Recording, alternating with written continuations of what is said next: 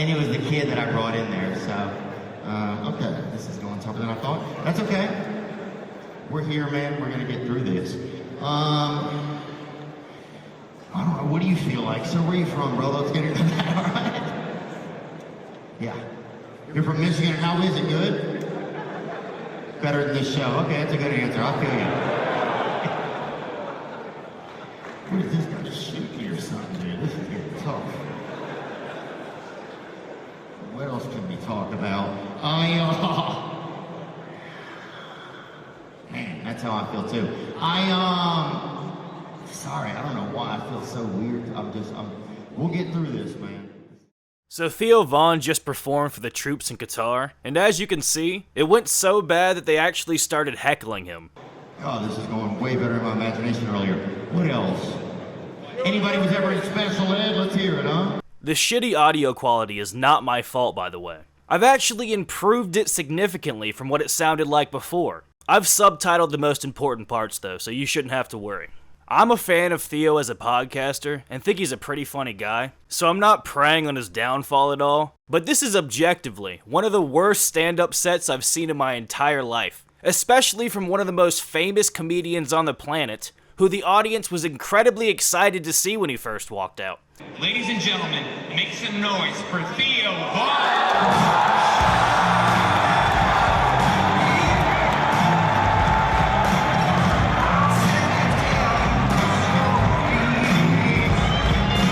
It wasn't like it was a hostile crowd to begin with. I know that the venue's pretty strange, having people behind you like that especially, but I've seen comedians do very well in this exact atmosphere. Theo just fell apart completely.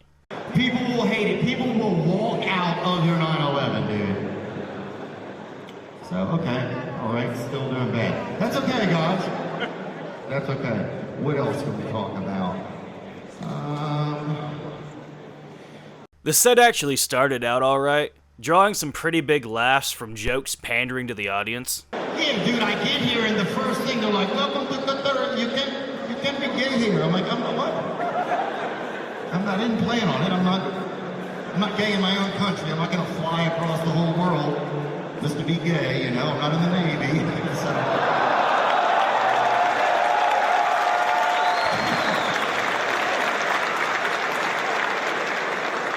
But Theo started to lose the audience once he pivoted to his absurdist storytelling, a style of joke which only really works in an improvised format like a podcast.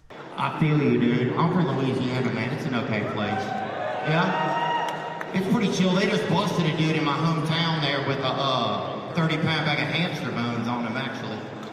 So, they got him. Even though that one didn't land, the audience would usually laugh at the initial premise, the same way you would if someone just said it off the cuff in a conversation. I've done it a decent amount. I've done cocaine off of a baby's back as well, so not proud of myself, but welcome to Michigan, dude.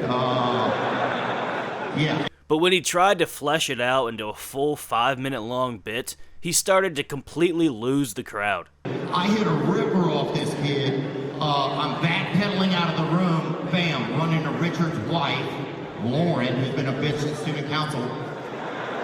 She calls the police. Richard goes to jail, dude. And I left. I barely even knew him, so. Anyway, all right. God, this is going way better in my imagination earlier. What else? It got so bad that the crowd started actively pitying him. Sorry, I don't know why I feel so weird. We'll get through this, man. This is good. Yeah, okay.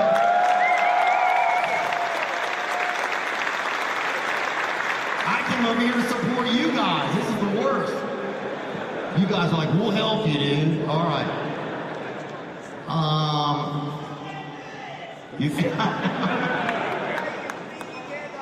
What else can I talk about? Well, I'm drug-free 2 years, man.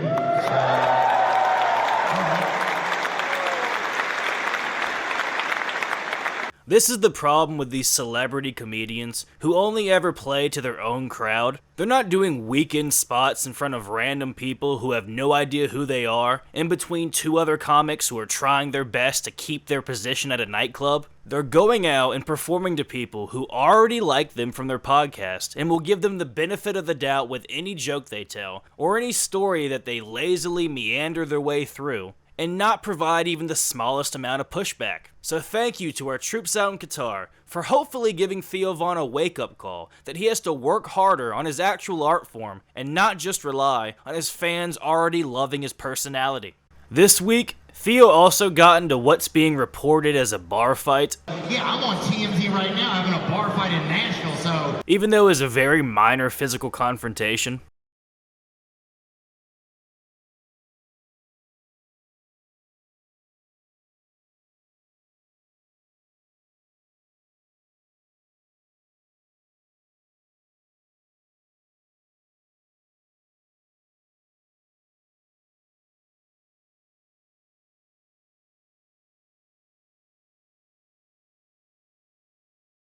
I've seen some fans sending backlash his way over this, which I think is completely out of line. He obviously turns around away from the guy when he first approaches him, letting him know he's not interested in interacting. The guy stays there against his wishes, in his personal space, and he gets aggressively shoved away. This is in no way a negative reflection upon Theo's character, or how he treats fans generally when they approach him. There's been reports that this group of people had been fucking with him all night and was just trying to get a clip out of him, which I guess they did, so good on them. The only thing I'm surprised about with this situation is that at his current level of success, Theo is still willing to put his hands on a stranger, knowing that people are just waiting to sue celebrities who put their hands on them. So don't go after Theo for treating his fans poorly.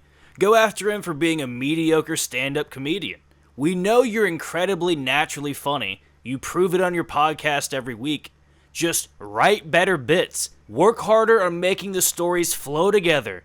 Add some more punchlines in there so you don't lose the entire audience. I can't imagine how humiliating it must be to be flown out by the royal family of another nation to represent your own country's culture abroad and to provide entertainment and levity to people stationed on a military base overseas. You show up and it's a warm welcome. Everyone's excited to see you. They're probably not getting too much live stand-up comedy on the base, so you know everybody's showing up, and you just completely fail.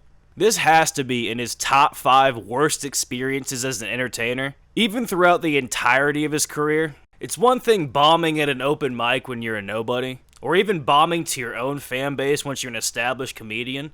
But for you to be famous enough for the audience to know who you are without being a massive fan, going in with huge expectations based off of name recognition alone, or 1 or 2 clips they saw on TikTok here or there, and failing in front of all of them, has to elicit a level of disdain that you're just not used to as a performer.